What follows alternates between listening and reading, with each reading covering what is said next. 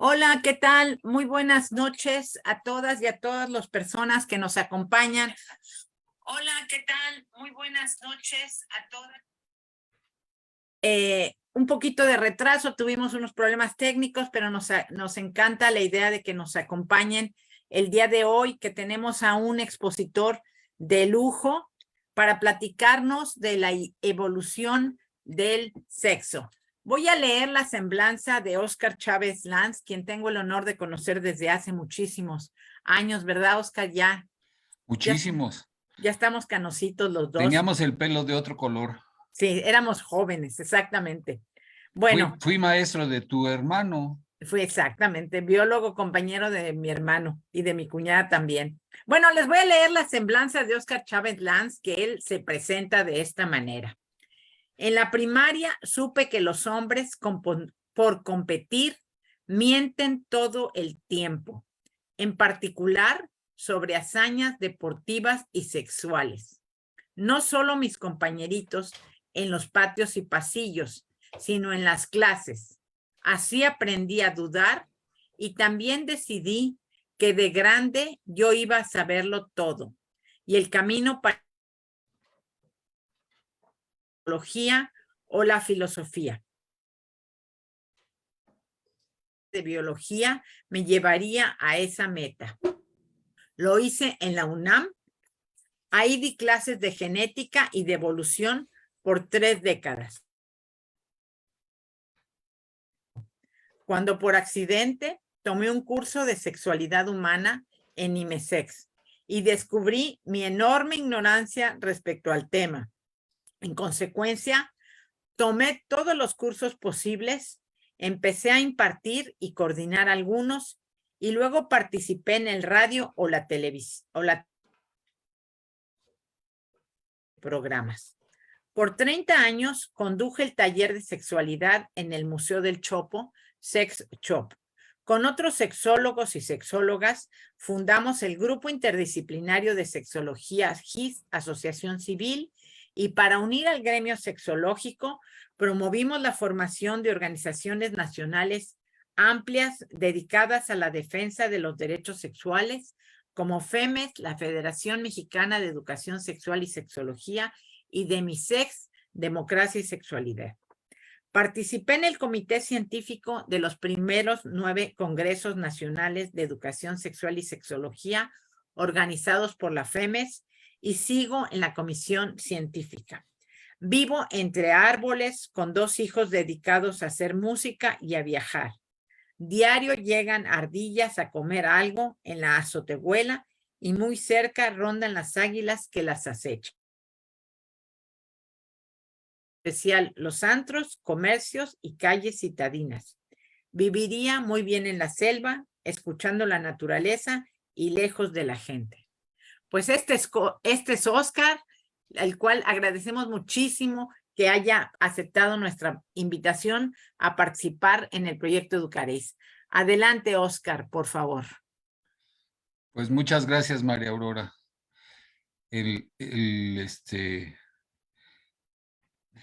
Bueno, yo estaba muy angustiado porque íbamos a tardar 1 hora y no sé si toda la idea que tengo para exponer cabe en 1 hora. En 35 minutos va a estar más difícil, pero bueno. Adelante, Óscar, por favor. Ok, de lo que vamos a hablar es de la reproducción sexual, del origen de los sexos y de algunas diferencias sexuales. Entonces, la presentación en realidad me sirve más a mí de guión que porque contenga alguna información relevante.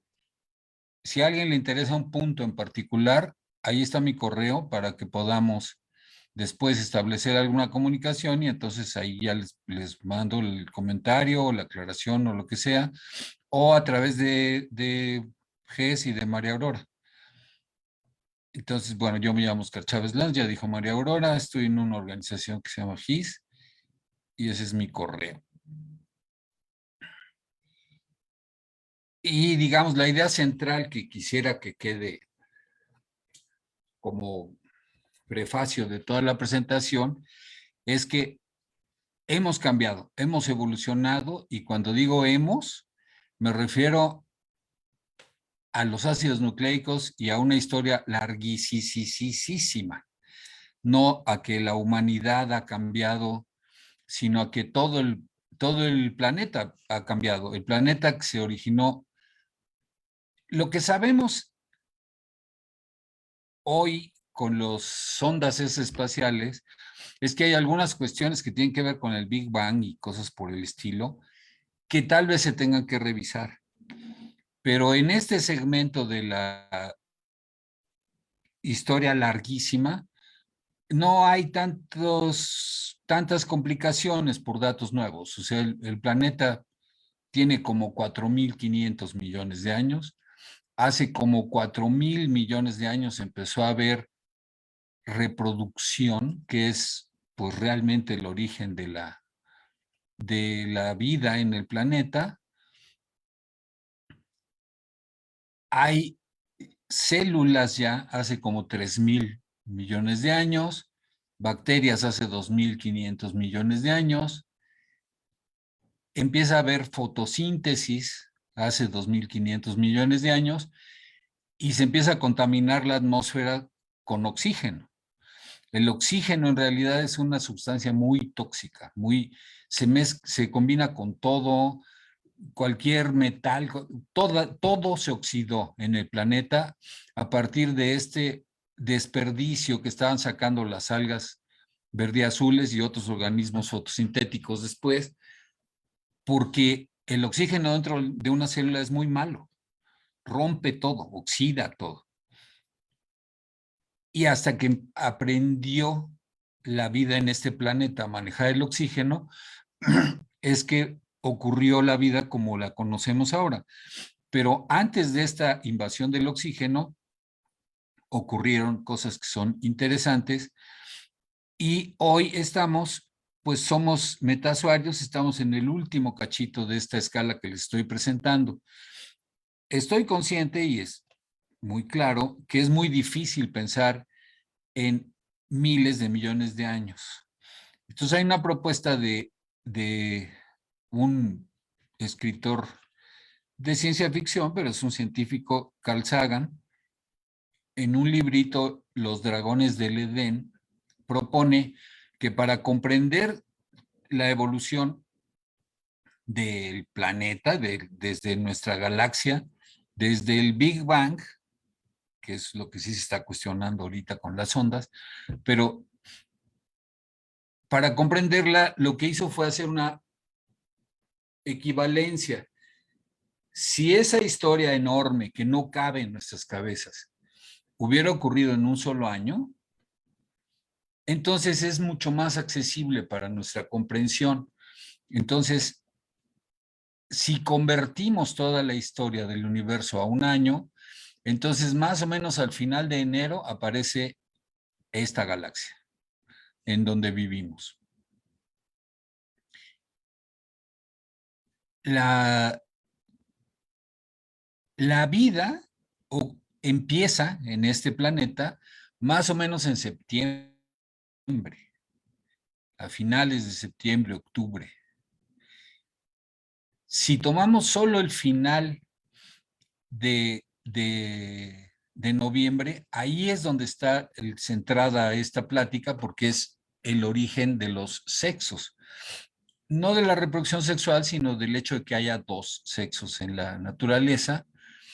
Y después, ahí en la imagen lo que vemos es el mes de diciembre ampliado, más o menos el 1 de diciembre. Ya se contaminó, ya se llenó de oxígeno la atmósfera, ya es esto de que hay un poco de metano y calor y se incendia, estalla, o sea, este mundo que conocemos en donde todo se quema, hay leña, etcétera, ese se debe a que el oxígeno se fue acumulando. En este calendario serían 2 o 3 meses y todo diciembre ya es una atmósfera oxigenada. Y sigue evolucionando la vida en el planeta. Más o menos el 19-20 de diciembre ya hay plantas en la tierra firme, El 23 hay árboles, hay reptiles grandes. Los dinosaurios son como del 25 de diciembre. Y los humanos vivimos en los últimos 20, 21 segundos del año. O sea, la historia de la humanidad está reducidísima a ese último cachito de lo que sería toda la historia del universo. No más como aproximación a la escala en el calendario Sagan, un año es como 15,000 millones de años, etcétera. Un segundo en ese calendario equivale a 50 años humanos. Digo, a 500 años humanos, a 5 siglos. Y en este panorama es en donde voy a tratar de abordar lo que sigue. Inicialmente, la vida, desde que hay estos primeros ácidos nucleicos, hay cosas que podemos considerar vivas, porque hay moléculas que tienen otra información, aparte de su constitución, de su estructura física, también sirven o también tienen la propiedad de que encima de ellas se juntan otros átomos, otras moléculas chiquitas, y entonces pueden replicarse. Y ese es el primer signo de lo que conocemos como vida en este planeta. O sea, hay una información que se copia y entonces ya está doble la información, luego 4 veces, luego 8, 16, 32, 64, etcétera. Bueno, esas moleculitas que empiezan a copiarse a sí mismas y a tener ciertas otras manifestaciones, aumentar la concentración de alguna sustancia, expulsar la otra sustancia como el oxígeno, como decíamos hace rato, etcétera. Ese proceso empieza en el calendario Sagan en octubre, entre hace 3.500 y 4.000 millones de años, y ahí es lo que podríamos considerar el inicio de la evolución biológica en el planeta. La primera forma en la que esos organismos se reproducían era por bipartición. O sea, me estoy saltando muchos pasos en la evolución del planeta, pero bueno, ya tenemos membranas, ya tenemos células, y entonces la bipartición consiste en que la información genética primero se parte en dos, cada nuevo ejemplar de la información se va a una bolsa separada y las células se reproducen. Donde había una sola célula, ahora hay dos. Eso se llama fisión binaria. Comúnmente se pone en los textos como reproducción asexual, pero reproducción asexual no es, porque sí hay formas de intercambio genético que no son necesariamente óvulo, espermatozoide, etcétera, sino mucho más primitivas, pero sí hay otras formas de intercambio de genes que no están excluidas en la bipartición. En cambio, si decimos asexual, significaría que solamente por bipartición se reproducen. Tal vez es una finura que más que ayudar confunde, pero hablamos de que en un inicio hay reproducción por bipartición o por fisión binaria. La reproducción sexual, como la conocemos hoy, es muy posterior. También hay que aclarar desde ahorita que es muy posible que el primer ácido nucleico, la primera sustancia heredable que había en los seres vivos sea el ARN. El ácido ribonucleico se reproduce a sí mismo. Si pongo cachos de ácido ribonucleico y un ácido ribonucleico más largo en una caja de Petri o en un frasco y le agito, al cabo de un tiempo lo que tengo son copias de esa cadena larga que había. O sea, tiene la cualidad de autorreplicarse, que el ADN no tiene. Entonces, necesariamente, la primera molécula, la más simple, pues fue el ARN, y el ADN fue como un respaldo de la información. El ARN, no sé qué tan entendible sea esto para el público general, pero el ARN es una molécula larga en donde se pegan cachos de proteína y luego pasa otra forma de ARN, los solda, y quedan esas proteínas. La síntesis de proteínas es eso, y esas proteínas son como las maquinitas que hacen todo dentro del cuerpo de todos los seres vivos de este planeta. Pero ese ARN se daña con mucha facilidad. Las radiaciones ionizantes son muy frecuentes. La atmósfera todavía no tiene una capa de oxígeno que la protege o la protegía, porque el hueco de ozono todavía ahí anda dándonos lata, pero esa protección de la atmósfera todavía no existía. Entonces, surge una molécula parecida al ARN, pero que está embolsada en azúcares. Ese otro ácido nucleico sirve de respaldo, básicamente. Es el backup de la información que está en el ARN. Es más difícil que se rompa por las radiaciones ionizantes que eran muy abundantes en ese tiempo en todos los lugares en donde diera sol. Por eso tal vez la vida no se originó aquí arriba, sino en el fondo de los océanos, con el calor como fuente de energía. Y si algo tiene ADN, es de este planeta.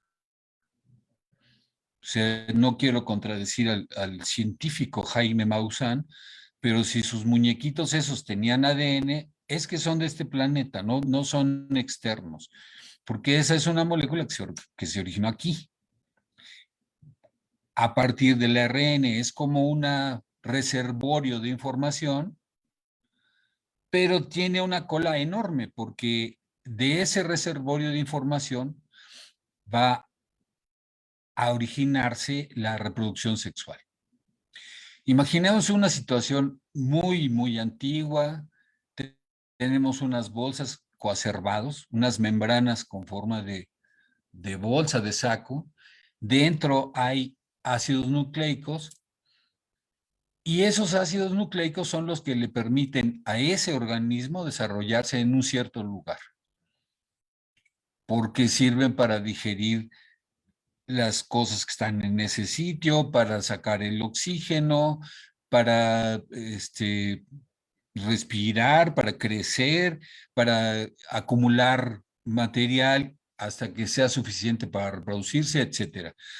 Y otro organismo que está cerca de ese tiene otra información que le permite tal vez colonizar otros lugares, utilizar otras sustancias, y esa diferencia se salva con lo que es la primera forma de reproducción sexual, que ocurre más o menos en el calendario de Sagan el 1 de noviembre, y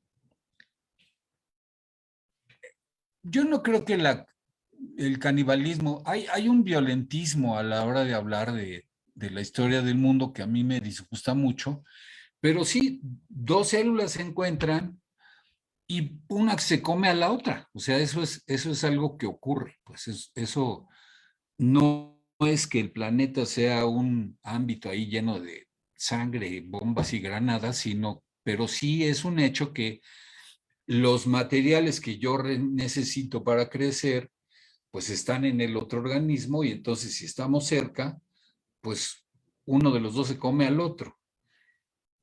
Pero con los ácidos nucleicos pasa algo particular, porque esos no se los comen, no se digieren para deshacerlos hasta los ladrillos más chiquitos y volver a construir cosas, porque esa primera información genética tiene las posibilidades de explotar al nicho, las posibilidades de desarrollarse en un lugar que tal vez son distintas de las que ya tenía. Entonces, cuando se trata de ácidos nucleicos, las dos células se juntan, intercambian información y se vuelven a separar. Pero las dos quedaron enriquecidas porque las dos tienen nueva información de cómo digerir proteínas, de cómo hacer cosas, de qué temperatura puedo soportar, lo que sea. Cualquier cosa que sea útil en ese medio. Entonces, ese sería el origen de la reproducción sexual, visto así muy descriptivamente. Sí tiene que ver con el ADN, porque el ADN es una forma de encapsular la información genética, decimos hoy, es una forma de encapsular la información que es más resistente que el ARN. El ARN está jalando, funcionando constantemente. El ADN son pequeñas cápsulas comprimidos de información genética y eso es lo que se intercambia. Entonces las dos células quedan enriquecidas y tienen posibilidades de desarrollarse en más medios que antes del evento. Hoy vemos la complicación de esto elaborada a niveles barrocos, por ejemplo, en los paramecios. Los paramecios, que yo creo que todo el mundo alguna vez vio o supo que había en el microscopio, porque luego ni sirven en las escuelas, pero los paramecios son seres unicelulares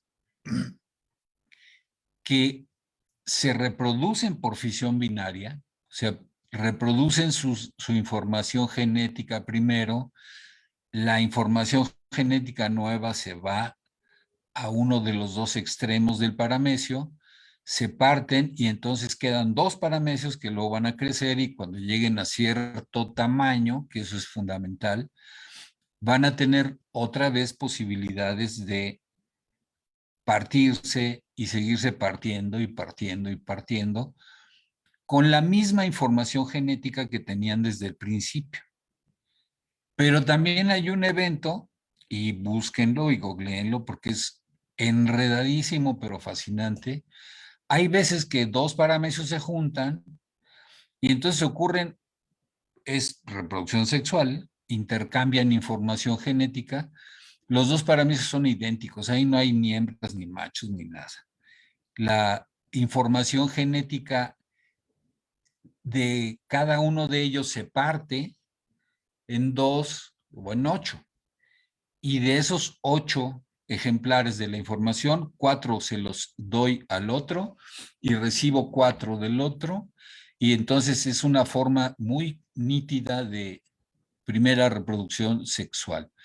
Cada 4 o 5 generaciones, 8 o 10 generaciones, depende de las condiciones del medio, ocurre un evento de reproducción sexual y luego muchos eventos de reproducción por fisión binaria.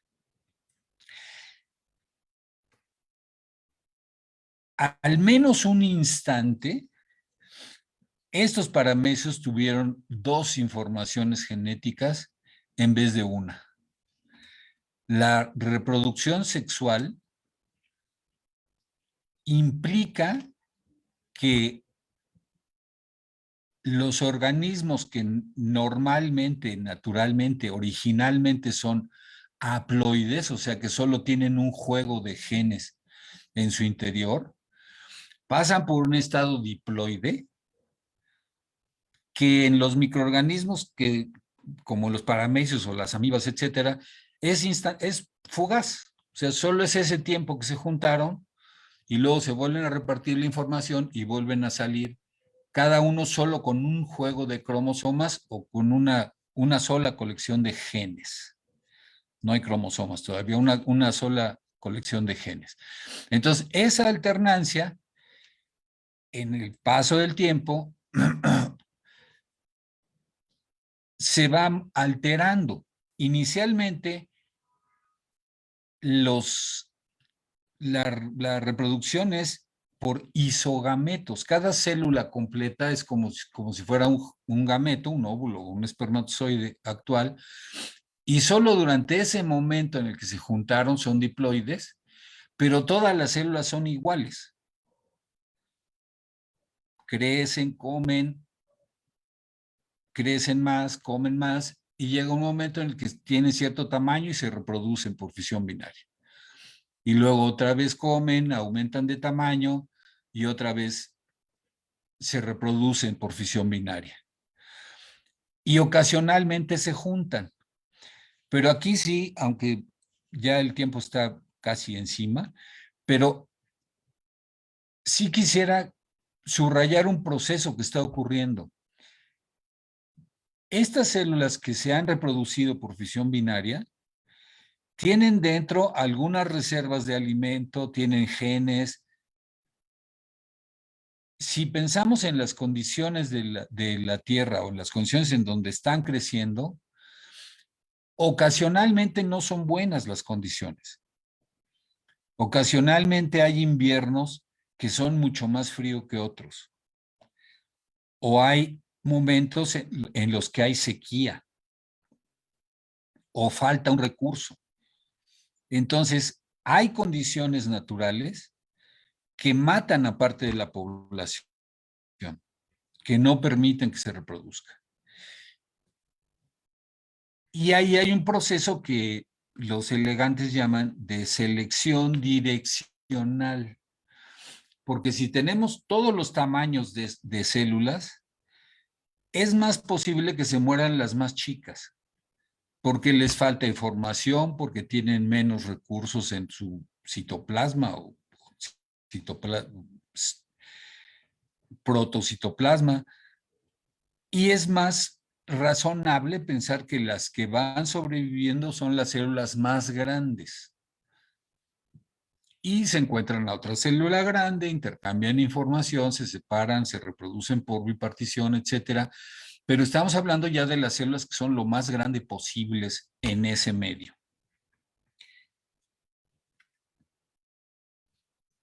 Eso se llama hoy isogametos. Estos son células de poríferos que tienen, aparte del flagelo con el que se mueven, también tiene esta coronita que sirve para conducir las corrientes de agua para moverse. Y las flechas que le puse en amarillo a la imagen son como un inicio de diferenciación sexual, porque hay líneas de estas células que solo se pueden combinar con otras. A algunas les pueden dar el núcleo y se queda el núcleo en la otra célula y yo ya morí. O recibo el núcleo de algunas células, pero no todas con todas. Las líneas son distintas. Digamos que es un estado en el que habría muchísimos sexos. Si sexo significa que uno pone el material genético nada más y el otro pone todo, la estructura y el material genético como diferencia sexual, bueno, eso ocurre aquí, pero por ejemplo, pues la de hasta arriba a la izquierda siempre recibe el núcleo. O sea que sería una célula que, digamos, convencionalmente con los parámetros actuales es una célula femenina. Y la célula que está hasta abajo a la derecha cede su núcleo todas las veces. Digamos que funciona como masculina. Pero todas las demás, dependiendo de qué tipo de marcas en la superficie tenga la otra célula, puedo recibir su núcleo o acepta mi núcleo y se lo lleva. Y trajeron el agua, espérame. No me quedo sin agua.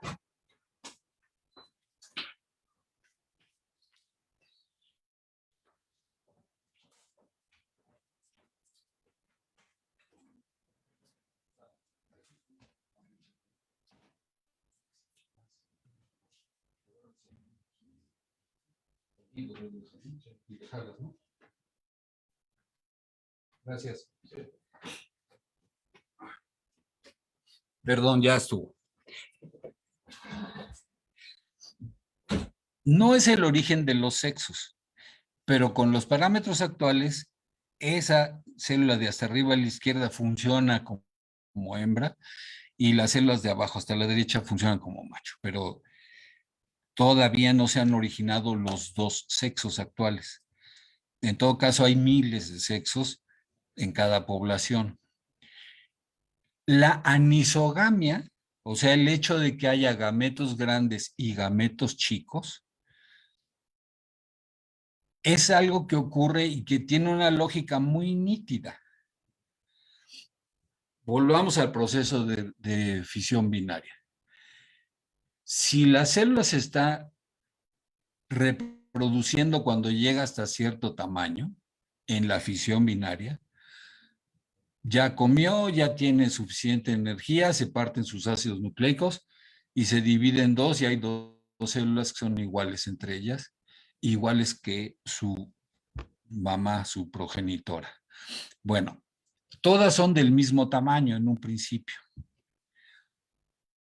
Mientras más grandes son, pues más trabajo les cuesta irse acercando, llegar a otra célula grande. Es lo más conveniente encontrar otra célula grande porque mi inversión energética, las azúcares que tengo, los almidones o lo que traiga yo adentro, pues van a encontrar una célula que también tiene muchos recursos. Entonces nos fusionamos, intercambiamos material genético, nos dividimos y volvemos a reproducirnos por fisión binaria.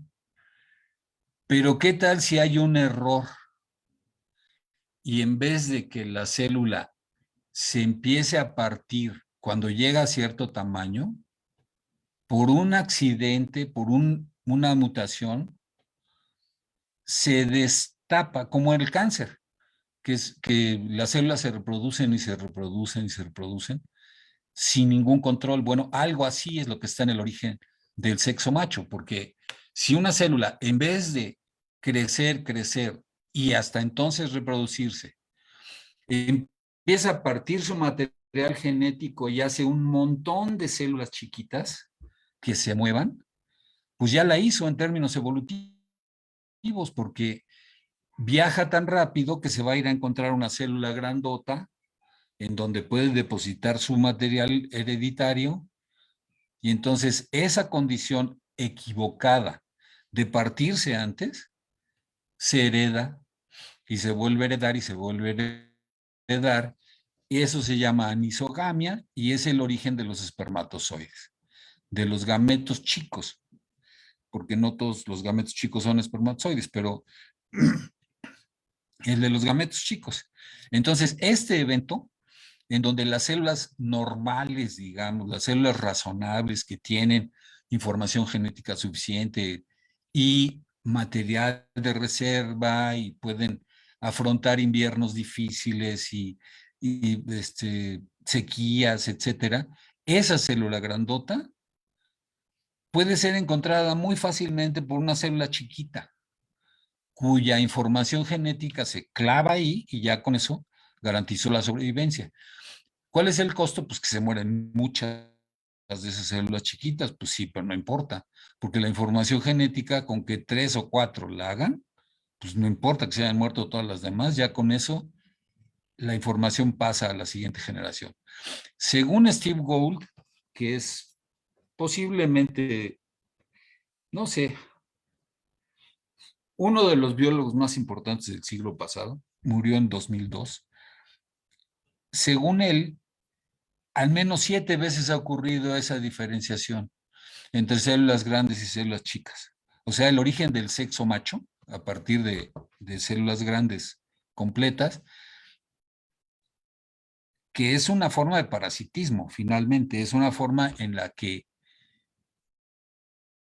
una célula con este mecanismo de partirse muchas veces y cada bolsita con genes, es ese evento, por lo menos 7 veces según Gould, ha ocurrido en este planeta. Y entonces a partir de eso tenemos líneas evolutivas que llegan hasta hoy, en donde lo natural, lo frecuente es que haya dos tipos de células, una grande y unas células parásitas temerosas, débiles, que no tienen información, que no tienen posibilidades de sobrevivir prácticamente a menos que encuentren una célula grande. Y esas son las células que convencionalmente llamamos masculinas. Aunque células masculinas son las chicas, pero no todas las células masculinas tienen el mismo origen. Al menos 7 veces, dice Gould. Bueno, hay todo una reflexión sobre el crecimiento, sobre el ser metazoarios, o sea, pluricelulares, que me voy a brincar, además no tengo material para explicar ese evento, pero resumidamente a lo que se refiere el origen de los metazoarios es, hasta ahorita estábamos hablando de células sueltas, células grandes, células chicas, que se encuentran en las células grandes, pero este evento de ser diploide, de tener dos formas de información genética, tardó un cierto tiempo, pero finalmente se pudo controlar. Y pasó algo que es muy extraño, porque esa célula que solamente se juntaba para intercambiar material y luego se separaban y volvían a ser haploides, esas células diploides también se empiezan a reproducir. Y ese es el origen de los metazoarios. Primero son cosas muy simples, como placas de células que reciben luz por un lado y alimento, lo incorporan, crecen más y crecen más. Luego algunas formas son como tubos, con un interior y un exterior, con varias capas, etcétera. Y dentro de todo ese naciente cúmulo de tejidos, hay unas partes que son lo que llamamos el germen. O sea, las células germinales en donde va a haber meiosis y donde se va a reducir el número, la cantidad de información genética, que vienen a ser como células especializadas dentro de una monstruosidad de células diploides, y eso es lo que somos ahora. Venimos de un estado en donde la parte somática y la parte germinal eran lo mismo cuando éramos unicelulares, pero a partir del origen de los metazoarios, aparte del cuerpo, hay una región del cuerpo en donde se producen las células germinales.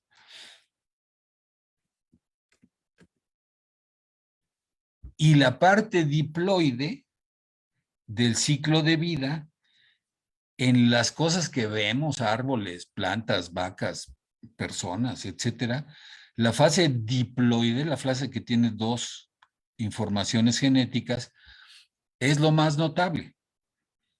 Pues es lo que interactúa con el ecosistema, lo que hace fotosíntesis, lo que hace semillas, lo que hace raíces, regula la cantidad de agua, etcétera. Todo eso lo hacen con esa parte diploide. O sea, la parte diploide ha empezado a ser muy importante desde hace millones y millones de años. Y la fase haploide ya se reduce a una fase, pues, chiquita, no muy notable, en donde, pues, dos células se juntan, intercambian información, pero siguen siendo diploides todo el ciclo de vida.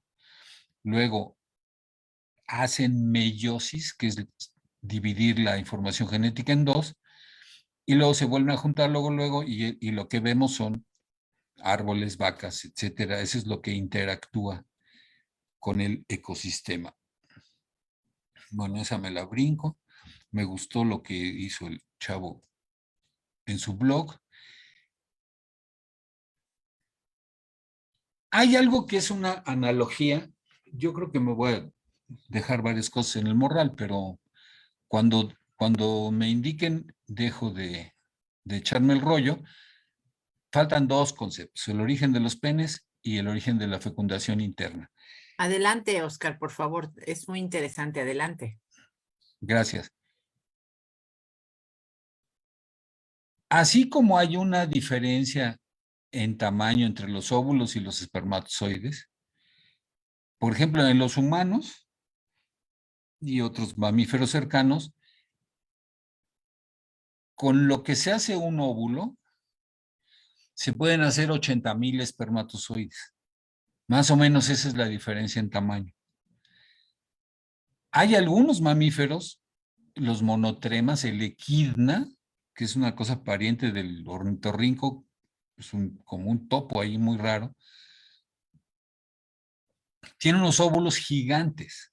Se alcanzan a ver. Si uno en un vidrio pone líquido, se alcanza a ver la bolita del óvulo de los equidnas, porque es 400 veces más grande que un espermatozoide. Digo, no se ve la bola, se ve un puntito ahí, pero sí se alcanzan a ver los óvulos. Pero lo que es una constante es que los óvulos son grandes y los espermatozoides son chicos. Las células hembras son grandes y las células machos son chicas. Las células hembras son completas, tienen todas las funciones posibles, son las que interactúan con el ecosistema más, y las células chicas, no importa que sea un moridero de células, porque con que una o dos lleguen a alcanzar a una célula grande ya la hicieron. Bueno, ese mismo esquema se reproduce en los cuerpos de los metazoarios. Una regla general, una constante es que las hembras son más grandes que los machos. Y las hembras son seres completos, a los que no les falta nada. Son las que interactúan con el ecosistema más que los machos. Digo, estoy haciendo una exageración, pero para que se comprenda, ¿no? O sea, por supuesto que caballos y yeguas casi interactúan con el ecosistema igual, ¿no? O humanos y humanas, pero en las hembras no hay una sola especie donde las hembras sean seres atrofiados. Y en cambio, hay miles, decenas de miles de especies donde los machos son seres atrofiados que no hacen nada, no interactúan con el ecosistema prácticamente en nada. Se pegan ahí cerca del tubo ovipositor de las hembras y con que echen los espermatozoides a tiempo y un espermatozoide logre meterse o dos, ya con eso la hicieron. Hay unos que ni siquiera tienen sistema digestivo, no tienen nada, ni siquiera respiran. Todo lo tienen a partir de las hembras. Y no me estoy refiriendo a sus cuñados, me estoy refiriendo a animales. Eh, la regla general es que si hay un ser atrofiado que solamente hace células reproductivas y con eso logra sobrevivir, son los machos. Las hembras no. Las hembras son seres completos y generalmente son más grandes. En las especies dimórficas, en la mayoría de las especies, los machos y las hembras casi son del mismo tamaño, pero donde hay diferencias del tamaño, el 97% de las veces el grande es hembra y el chico es macho. El atrofiado es macho, el completo es hembra. Bueno, otra vez en el calendario de Sagan, más o menos el 18 de diciembre ya hay plancton en el océano, o sea, la producción de oxígeno, que en realidad es la expulsión del oxígeno porque es tóxico de las células, esa capa del mar que produce oxígeno, porque es todo un ecosistema, porque hay un montón de organismos ahí, más o menos desde el 18 o 20 de diciembre ya hay plancton en los océanos. El 19 ya hay vertebrados, hay peces, ya estamos en una tierra que es muy cercana a lo que nosotros conocemos. Esta imagen la puse por los vertebrados, aquí hay una tortuguita, aquí hay unos pescaditos, pero es una imagen que es muy importante para la historia de este planeta, porque esas piedras que están viendo ustedes ahí no son piedras, son colonias de seres vivos. Es Cuatro Ciénegas, Coahuila, y esas piedras tienen seres vivos que están haciendo esas colonias desde hace 3,000 millones de años. O sea, es lo más antiguo que hay en la Tierra y siguen vivas esos organismos.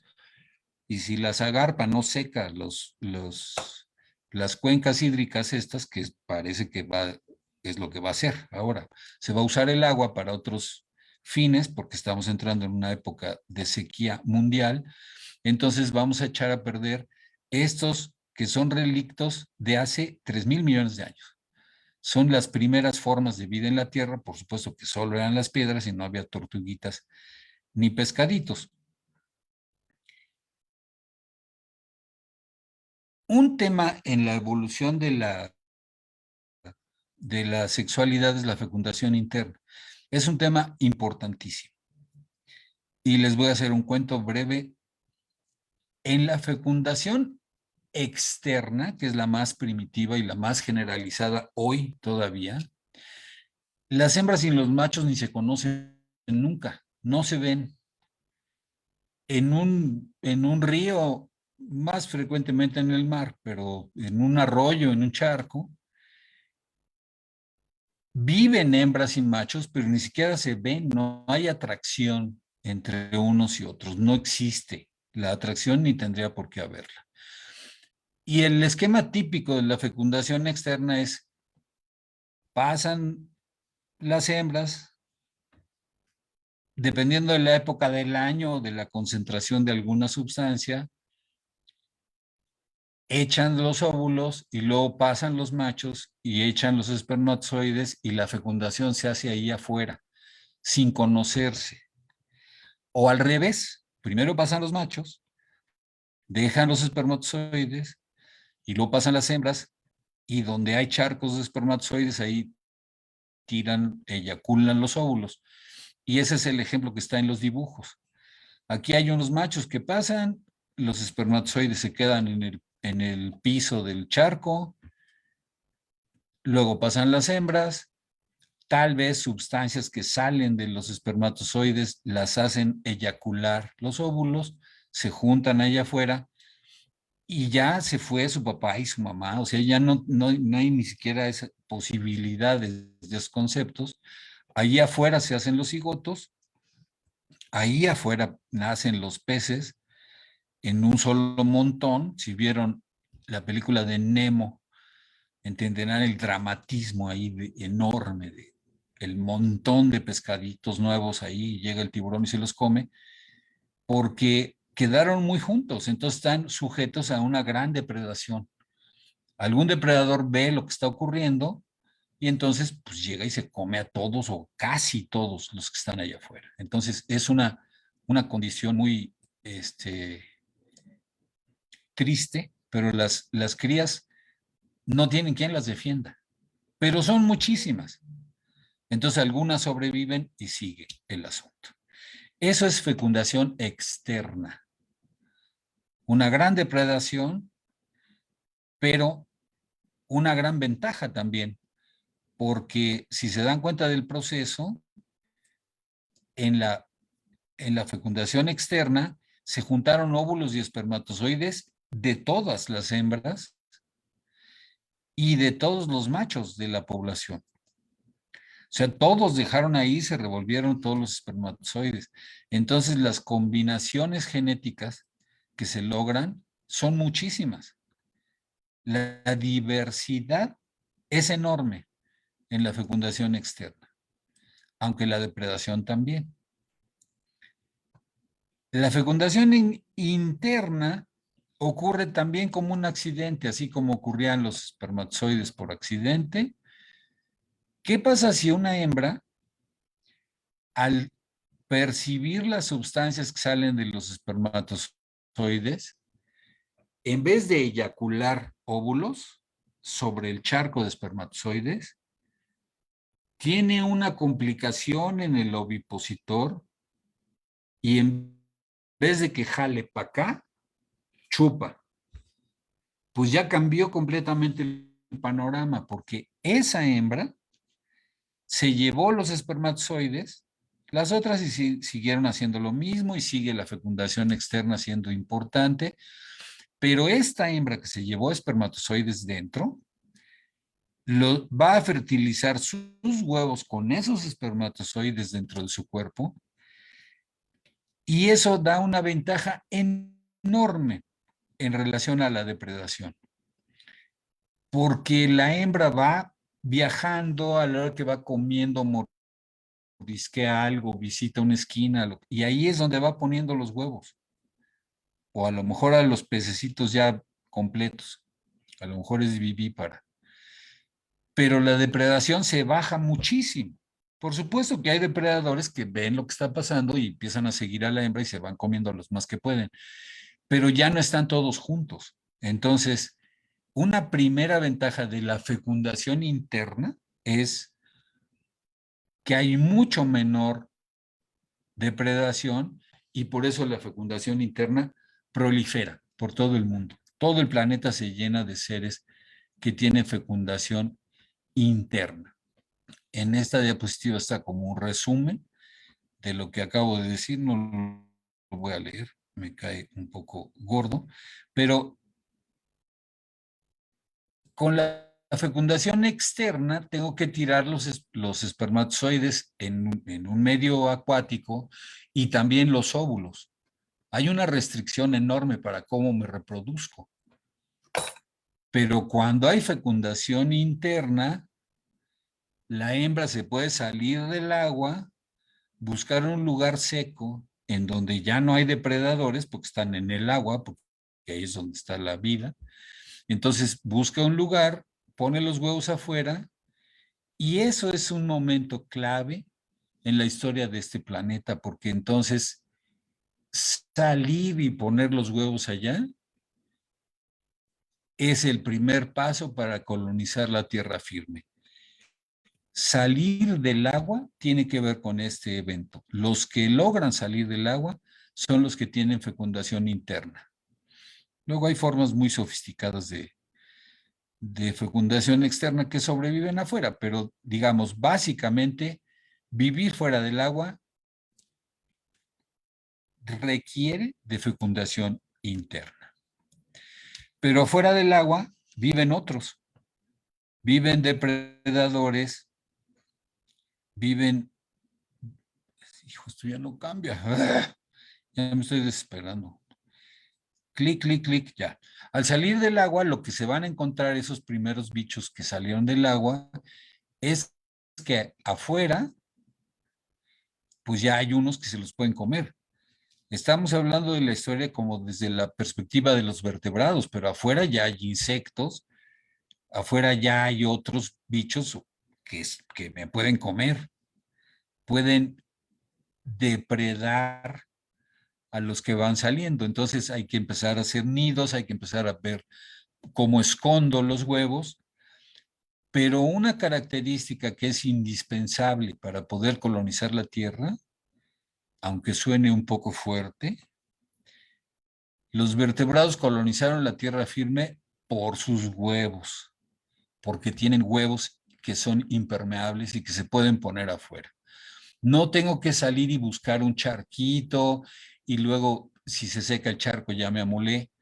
Si los huevos tienen capas impermeables, entonces sí me puedo seguir colonizando la tierra firme porque ya no requiero del agua para tomar, sí, para mis funciones fisiológicas, sí, pero para reproducirme ya no.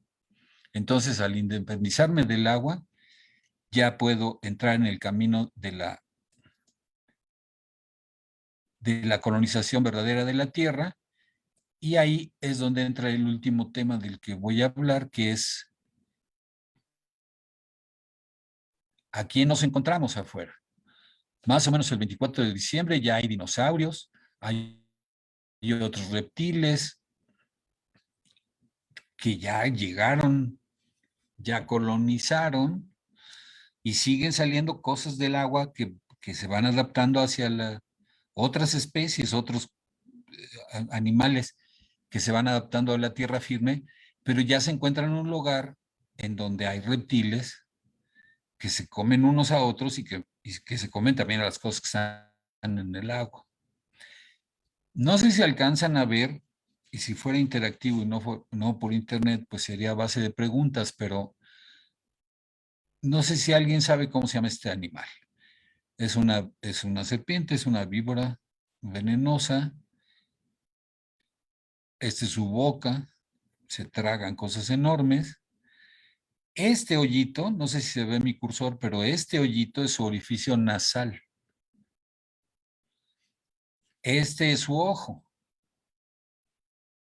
¿Y estos hoyos qué son? Pues se los voy dejando pendiente, pero esta es otra nauyaca.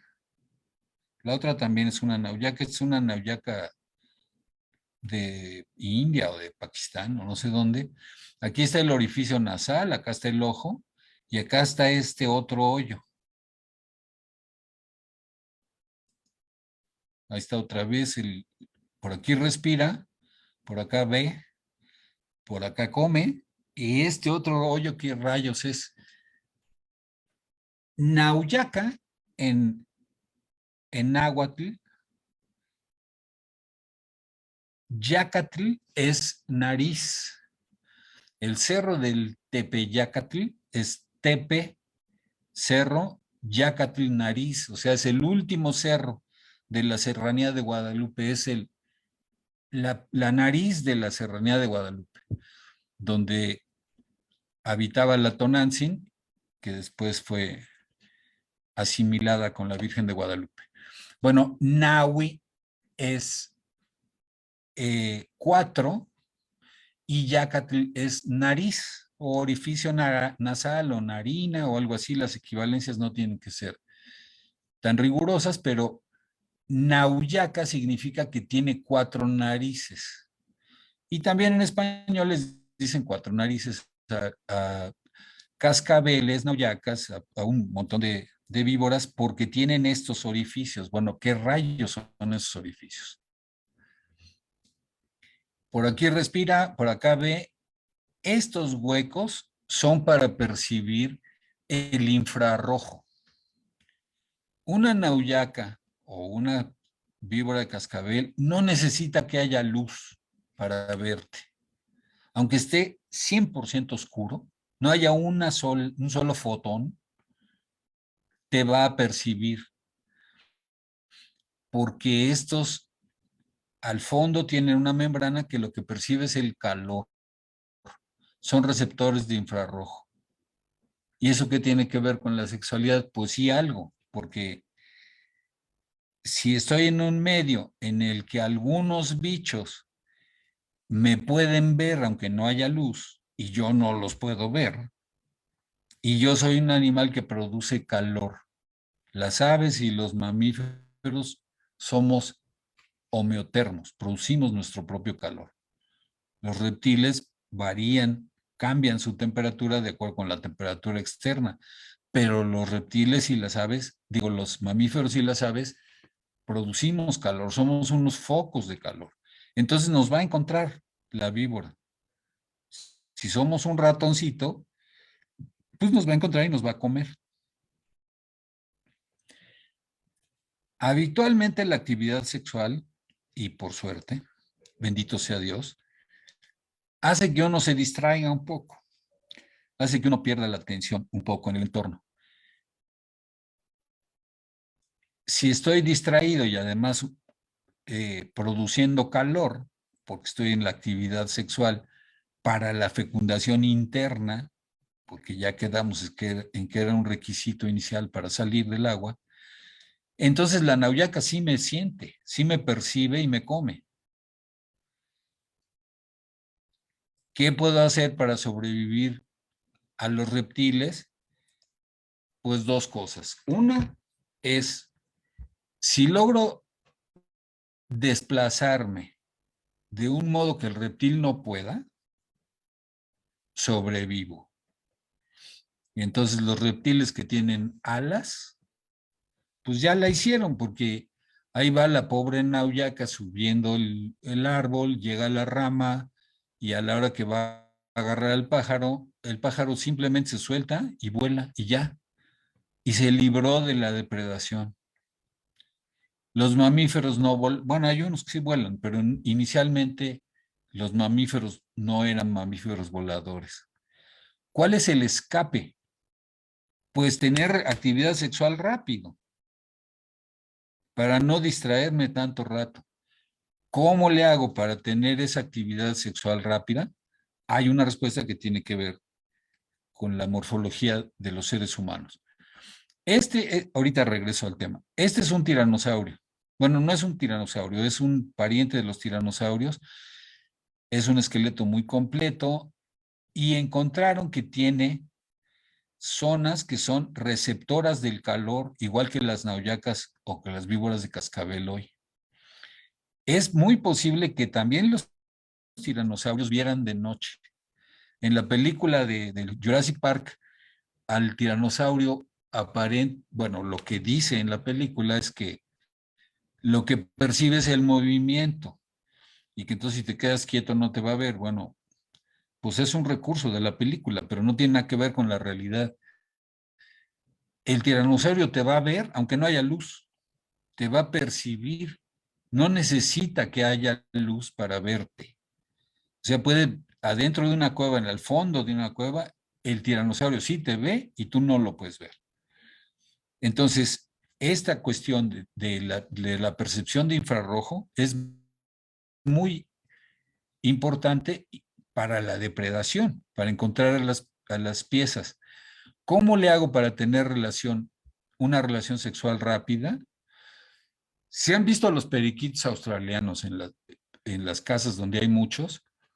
Están todo el tiempo teniendo actividad sexual porque juntan las cloacas, ya que se acomodaron, el macho eyacula, queda la eyaculación dentro de la cloaca de ella y así se realiza la fertilización y luego pone huevos fertilizados.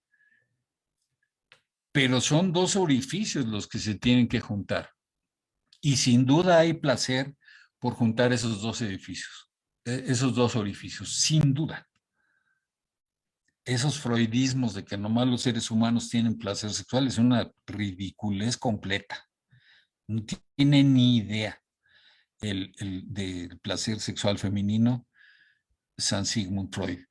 Entonces, en lo que encuentran la cloaca de la otra persona, del macho o de la hembra, o entre hembras, porque también se montan entre hembras, aunque los huevos no salen fertilizados, pero cuesta trabajo, distrae, expone a la depredación. Entonces, la solución de los mamíferos fue, bueno, pues una protuberancia, cualquier pequeña protuberancia que permite ubicar el otro orificio, ya es una ventaja. Y en los mamíferos una característica, hay reptiles que tienen cosas que se asimilan, dicen hemipenes, pero no son penes. Penes, como un tubo que lleva a los espermatozoides y los acerca al lugar en donde van a producir descendencia, es un invento de los mamíferos y tiene que ver con la depredación y con la colonización de la tierra firme. Entonces, el pene es un invento de los mamíferos que tiene que ver con alcanzar a tener actividad sexual reproductiva muy rápidamente.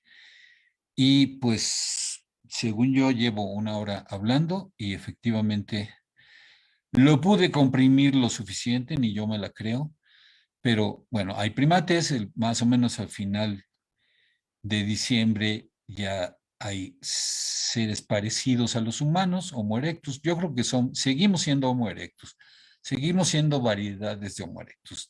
Comparando Homo erectus que vive como 2 millones de años, o sea, ese sí es una especie de veras. Nosotros somos un ensayo, somos un suspiro en el proceso de la evolución de este planeta y a pesar de eso le estamos poniendo en la torre, rapidísimo. Y entonces, pues yo ahí acabo con la presentación y pues sí, si hubiera sido interactiva, me tardó más, pero creo que sí. Creo que sí, medio la libré, me pasé como por 5 minutos y estoy a sus completas órdenes de Claudia y de María Aurora y de quien se haya añadido si es que alguien cayó.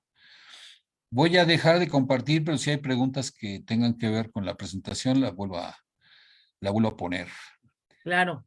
Oye, Oscar, pues súper interesante y todo esto es ciencia y todo esto está demostrado que es algo importante en el mundo de la sexualidad, ¿no?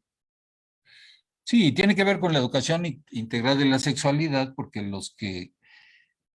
a los que les da urticaria que haya educación de la sexualidad, pues son gentes conservadoras que tampoco aceptan que hay un proceso evolutivo, que tampoco aceptan que hay naturalidad en los procesos que ocurren en el planeta y recurren a seres fantásticos para explicar la dinámica de las cosas que ocurren aquí. Aquí pudimos avanzar 4.500 millones de años sin necesidad de la intervención ni de la divina providencia ni de algún otro fantasma enorme que nos controle. Pues Claro. eso es lo que puedo compartir sobre ese tema, María Aurora. Ojalá que haya servido de algo y estoy a tu completa disposición para preguntas, comentarios y los de Claudia. Y para otro tema del que sí pueda yo saber un poco. O para este mismo lo vuelvo a hacer bien y te No, doy un refrito si pues quieres. súper enriquecedor porque nos hace ver la pequeñez del ser humano en relación con toda esta evolución que hemos tenido, ¿no? Hemos tenido cerca de 300 personas en Facebook y me pidieron que mandara saludos a la Escuela Preparatoria Oficial 217, que nos Le están mando viendo, un enorme saludo a la escuela oficial número 200. que está en Iztapaluca, Estado de México. Y algunos papás también, mamás y papás, que también están participando. Oscar, pues creo que ha sido una visión muy, muy, muy rica de cómo realmente esto es un proceso evolutivo. Yo nunca había pensado que el pene fuera una cuestión evolutiva. Y esto de que dijiste que las hembras siempre son más grandes que los machos, creo que rompe una creencia, ¿no? Sí, más grandes y además completas. O sea, si alguien interactúa con el sistema, con el ecosistema, son las hembras. Los machos se van de gorra, porque pues ya, yo con que ponga un espermatozoide en el lugar adecuado, en el momento adecuado, pues mis genes ya pasaron. Aunque sea yo como sea, puedo ser defectuosísimo, no poderme mover, no poder nada. O sea, me pueden faltar órganos, me puedo morir un instante después de que hice eso, pero mis genes ya quedaron. Las hembras no, sobre todo después de la fecundación interna. Las hembras son, pues suena poético, pero sí es neta, las hembras sí son lo más perfectas posibles. Los machos son, pues, lo eficaz para poder dejar un espermatozoide un día en un lado y ya, eso es lo único que se necesita para sobrevivir. Y si vamos a estadísticas humanas, pues eso se confirma, porque hay 5 veces más enfermedades mentales en hombres que en mujeres, hay 7 veces más adictos, o había, quién sabe si ya cambió, pero hay más adictos que adictas, hay etcétera. O sea, hay más neuróticos, ¿no? que neuróticas, ¿no? O sea, sí hay, bueno, estas manifestaciones recientes son inventos masculinos, no nos hagamos, pues. No podemos ser tan tolerantes. Bombardear un lugar lleno de gente civiles, asesinar niños y niñas y viejitos y viejitas, esas son cosas que solo ocurren en un cerebro masculino. O sea, no es posible que tanta estupidez se la atribuyamos a la humanidad o a la historia. No puede ser, de verdad, no puede ser. Esas son cosas de hombre. Eso, Y la el, sobreexplotación, etcétera. el último segundo de la historia, que es donde aparece el pene para adelante, tenemos también que entenderlo a la luz del sexo. Sería bien interesante que nos hablaras de eso. Que digamos que el ser humano ya desde el punto de vista evolutivo, ¿qué onda con un cerebro masculino? ¿Qué onda con un cerebro femenino? Porque además tú dices, ok, ya dejé, el espermatozoide se dejó y ya.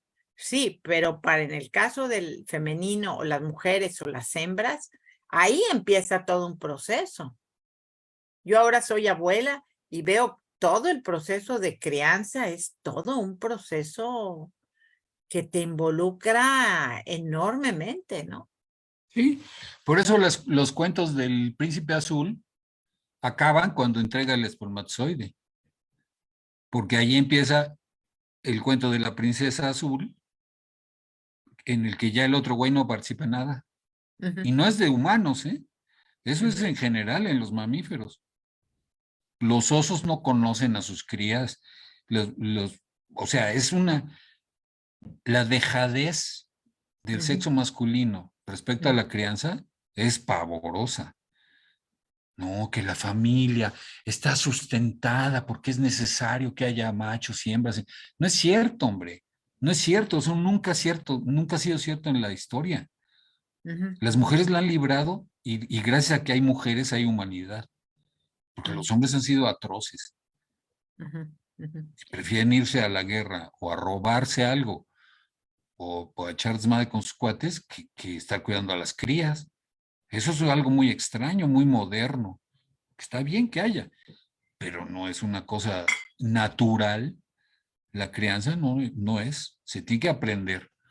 Y se tiene que aprender el placer que causa la ujú, convivencia con las crías, porque eso también es muy raro.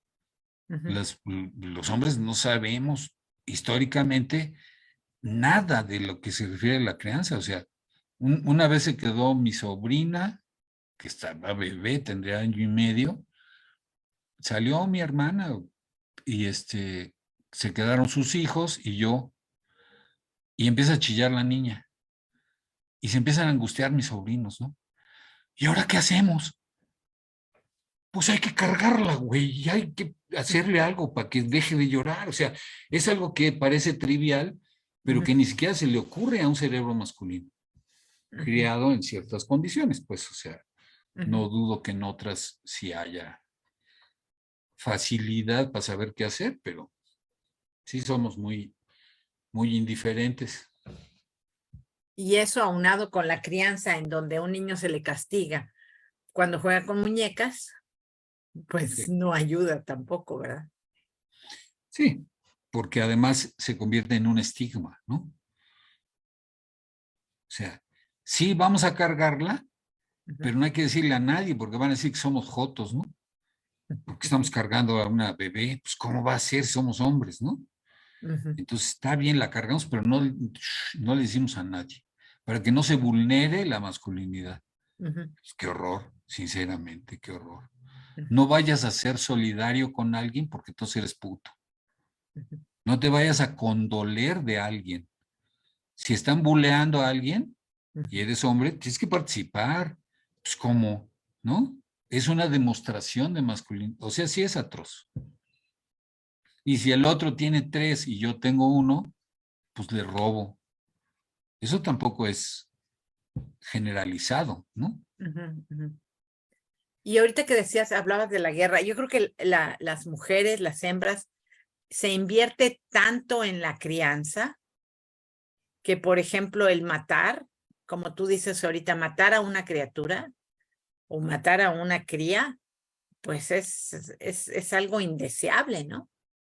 Sí, aunque ha pasado la humanidad por épocas en donde no ha sido tan indeseable. Ujú, Mira, algo que da cierta luz sobre el asunto es, yo creo que todo mundo, bueno, todo el mundo que nos gusta andar en la tierra y las plantas y ensuciándonos, ha habido algún momento en que nos encontramos un huevito ujú, tirado ahí debajo del árbol o un ujú, pajarito. sí. Y entonces el dramatismo, ay, voy a ser un ser humano bueno. Y entonces agarra uno la escalera, sube el huevito, lo echa al nido y al rato está otra vez tirado. Porque hay un sistema de control de la natalidad en los pájaros. Ujú, Y si en las vueltas que dan los adultos que cuidan ese pájaro no hay suficiente comida, ujú, tiran un huevo y no pasa nada. ujú, Se quedan a criar a los otros dos o al que quedó y ujú, ya, porque la cantidad de recursos, si se reparte entre dos pájaros, va a producir dos pájaros mal alimentados. y a Y lo más mejor no si, van si a es entre sobrevivir. tres. Entonces, muchas de esas ocasiones en que encontramos un huevito, un pajarito, es porque lo tiraron del nido. Y parece muy dramático para los seres humanos, pero ahí el aborto sí existe en la naturaleza y es parte de la armonía de la naturaleza. Ok. Oye, Ahora, quitarle el terreno al vecino y entonces matarlo, pues, esa es otra cosa que es muy distinta, ¿no? O sea, ahí es, el demonio es la acumulación, ujú, como dice Silvia Federici, o sea, es la historia de la acumulación. Esa es, ese es el error histórico en la humanidad, la ujú, acumulación, el enriquecimiento. Y eso ujú, es lo que vemos como historia, porque lo que vemos como historia es tal pueblo invadió a tal otro, le robó las cosas y se formó la magnífica civilización. Sí, nomás que primero mataron a muchos para que ujú, se formara la magnífica civilización de donde sea, ujú, de ujú. donde sea. Todo Occidente. No sé si en China y en Mesoamérica eran tan asesinos, pero todo Occidente ha sido invasiones, asesinatos, robos, despojos. Un artículo muy simpático que vi un día era de unos antropólogos. En una cierta región, por Ucrania o algo así, se encuentra un yacimiento donde todas las casas son, las puertas son chaparritas. Ujú, Para entrar, los habitantes tienen que agacharse. Y así la siguieron haciendo en esa región, con las puertas chaparritas. ujú, Y está el antropólogo ahí explicando que entonces es una zona fría y que con la puerta chaparrita el calor se conserva porque no sé qué. Y es todo puro cuento. Lo que pasa es que los que hicieron esas casas fueron exterminados por los invasores y eran gente más chiquita. ujú, Pero como ellos no sabían hacer casas, sino solo matar gente, siguieron haciendo las casas como las hacían los anteriores. Y ya luego llega el antropólogo a decir, ah, sí, es que taca, taca, y no es cierto. Lo que pasa es que eliminaron a los, porque sí se han encontrado los huesos de de los los habitantes chaparritos. originales de la región, y fue un asesinato. Y Ujú. es Alejandro Magno, es un asesino completo. Y su papá también. Y bueno, de ahí para acá, pues, todos los imperios se basan en asesinar. Oye, preguntan que cómo surgen las orientaciones sexuales. ¿Qué piensas de eso? Y ese era un cacho que no incluí, pero las orientaciones sexuales no son necesarias para la sobrevivencia. Si tú haces un esquema en donde unos tienen espermatozoides y otros tienen óvulos, Ujú, y haces parejas al azar, ujú, la mitad de las parejas tienen óvulos y espermatozoides y existe la siguiente generación. Aunque la otra mitad sean, la cuarta parte sean hembras con hembras y la otra cuarta parte sean machos con machos, no importa, no le pasa nada a la especie. Eso también es una falacia de estos grupos conservaduristas ujú. que están en contra de los libros de texto y en contra de la educación de la sexualidad. O sea, no es cierto eso. Se va a extinguir la especie por la homosexualidad. Es absurdo, es completamente absurdo. Además, hay muy poca gente que siendo lesbiana no haya tenido un novio en la vida o que siendo homosexual no haya tenido una novia en la vida. Y relaciones sexuales de repente, aunque sea para decir guácala. Pero esos experimentos somos, ¿cuántos somos? 8,000 millones de Sí. seres humanos, ¿no? Es una cifra brutal, ¿no? Ujú. Bueno, sería casi igual si no hubiera ninguna restricción respecto a las parejas. Sería casi igual. Las orientaciones sexuales son exigencias sociales, no son asuntos evolutivos. Digo, no son asuntos que tengan relevancia evolutiva. A lo mejor aumentan la sobrevivencia de las crías en algunos casos, pero hay más de 400, 500 especies bien documentadas en la naturaleza, donde hay parejas de machos o parejas de hembras que crían y que viven toda su vida juntos, etcétera. O sea, no, y bisexuales más, Ujú. porque ocasionalmente tienen alguna actividad homosexual que no tiene nada que ver con la extinción de esas especies. O sea, no, yo creo que no existen. Yo no sé si en una manada Ujú. existe la idea de soy macho o soy hembra. y me voy a acercar a tal porque es hembra o porque es macho. Yo no creo que eso pasa, No. de verdad. O sea, ni siquiera es de mi especie o no, ¿no? Ujú. Pasa, huele, y pues me acerco porque huele rico y después de acercarme un rato, pues acabamos tal vez en otra actividad más reconfortante que nada más estarnos olfateando. Y ya, y no pasa nada, o sea, no se mueve nada, o sea, biológicamente no hay ninguna presión. A lo mejor en términos estadísticos y a muy largos plazos y no sé qué, la frecuencia, si hubiera genes atrás de la heterosexualidad, a lo mejor la frecuencia de esos genes aumentaría un poco respecto a los otros, pero no para exterminarlos. O sea, no hay ninguna razón. Y es lo que ocurre. Si vemos en la humanidad, que es donde se mide, porque en otros Ujú. no se ha hecho exhaustivamente nunca, pues sí, como el 70-80% de la gente es heterosexual, básicamente, pero muchas veces porque ni se lo ha preguntado. Así es. Estaba leyendo una cosa sobre lateralidad en otros primates, o sea, si usan la mano derecha o la mano izquierda. Ujú. Y es muy interesante. El artículo está bonito, es una revisión y parece que hay mucho más zurdos en los mamíferos. Hay Ujú. especies que casi todos son zurdos. Ujú. Hay especies que tienen poblaciones donde hay más zurdos y poblaciones donde no hay más zurdos. Ujú. El uso de la mano derecha parece que está limitado a algunos lados, pero lo que es brutal es que los mamíferos que han sido criados por humanos Ujú. son más diestros. Ujú. Y está de la fregada, porque ¿cómo sabe el perro o cómo sabe el otro mamífero Ujú. a partir de mi conducta, cómo Ujú. aprende a hacer las cosas? No sé si me estoy explicando Sí, bien, claro. pero hasta en cosas que parecerían tan triviales, la educación es brutal. Claro que en los humanos, pues también, a mi mamá la amarraban de chica para que, como era zurda desde bebé, le Ujú. amarraban el brazo para que nomás usara la mano derecha y aprendió a escribir con la mano derecha, pero muchas cosas las hace con la mano izquierda, Sí, sí, claro. espontáneamente. Pero Ujú. así es más o menos el rollo de la heterosexualidad. Se vive uno en un sistema donde la heterosexualidad se fomenta, se premia, todos los cuentos de hadas son de heterosexuales, pues entonces la gente cree que es la única opción que hay, Ujú. hasta que un día tiene la sorpresa, a veces bonita, Ujú. de que hay otras formas, ¿no? De tener. Dice Artequímedes, pintor, las orientaciones tienen su explicación en la biología y la química. Por Dios, qué chistoso. Que dice por Dios y luego dice que en la biología y en la química.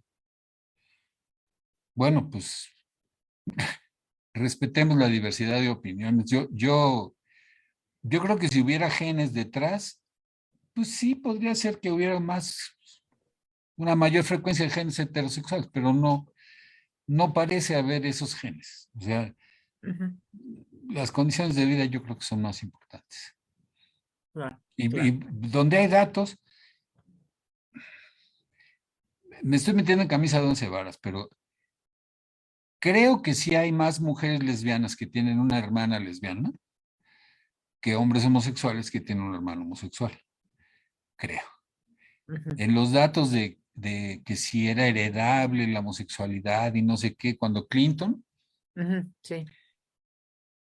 algo que es muy chistoso y que tienen el cinismo de publicar, es que los hombres homosexuales tienen más parientes homosexuales del lado de su mamá.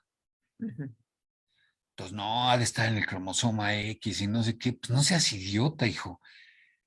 ¿Cuántos papás le van a contar a su hijo que su tío es homosexual? En cualquier cultura del mundo, pues. Sobre todo en el machismo occidental, pero no nomás ahí. Y en cambio, ¿cuántas mamás le van a contar al hijo homosexual que tiene un tío que es homosexual y que tiene un bisabuelo que es ridículo pensar en que no, el cromosoma X, no es una tontera.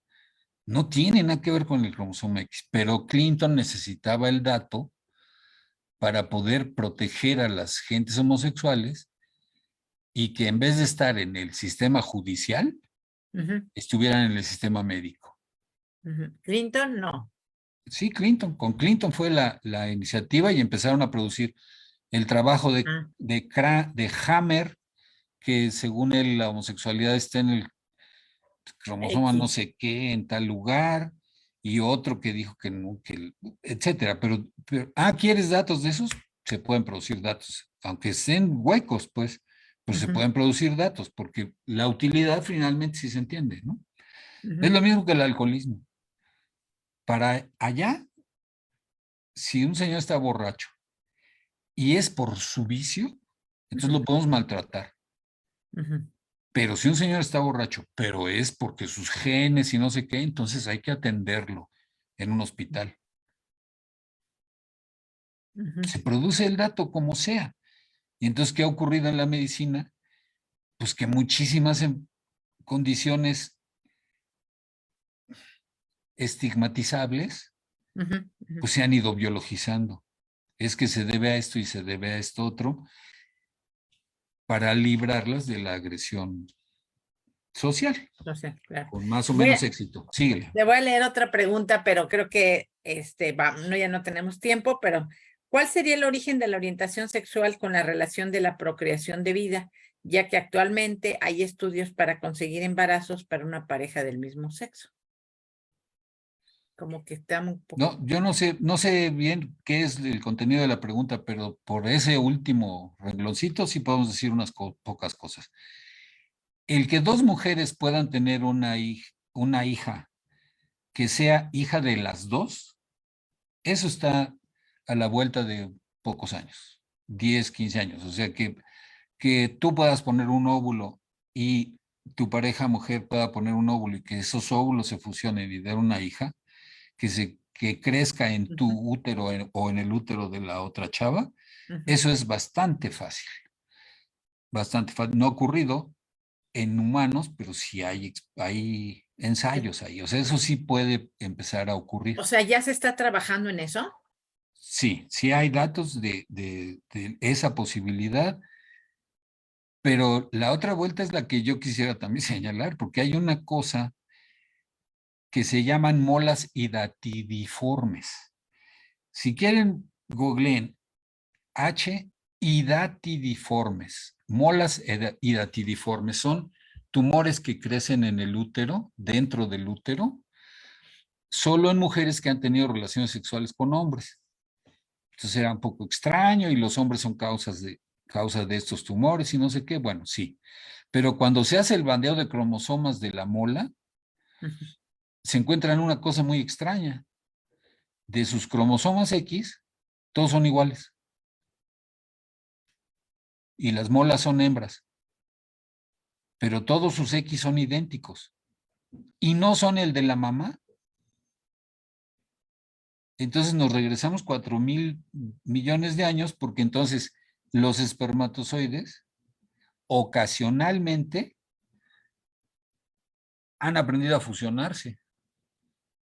No tienen todo el programa para poder desarrollar un embrión, pero sí se juntaron dos espermatozoides, se empezaron a reproducir, hicieron su intento para formar un embrión, no lo lograron, pero sí formaron estas molas.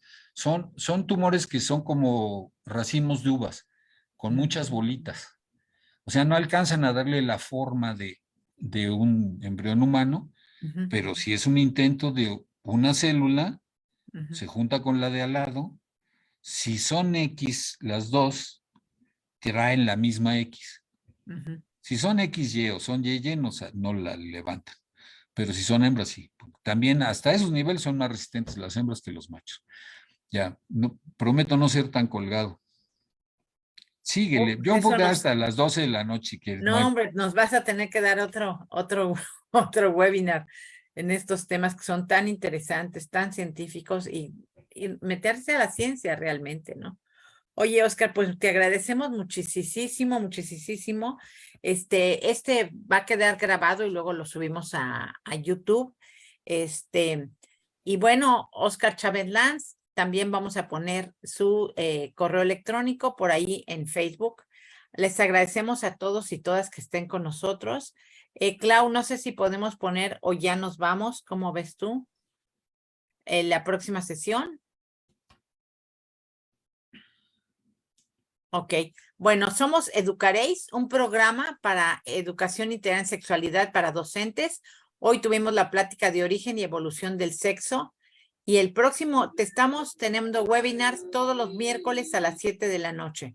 El próximo miércoles, adelante, es cuál es la dinámica del bullying y cómo prevenir el acoso escolar. Les esperamos a todos el próximo miércoles a las 7 de la noche.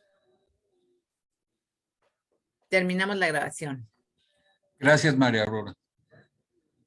Y terminamos el Facebook. Ah, bueno, el Facebook.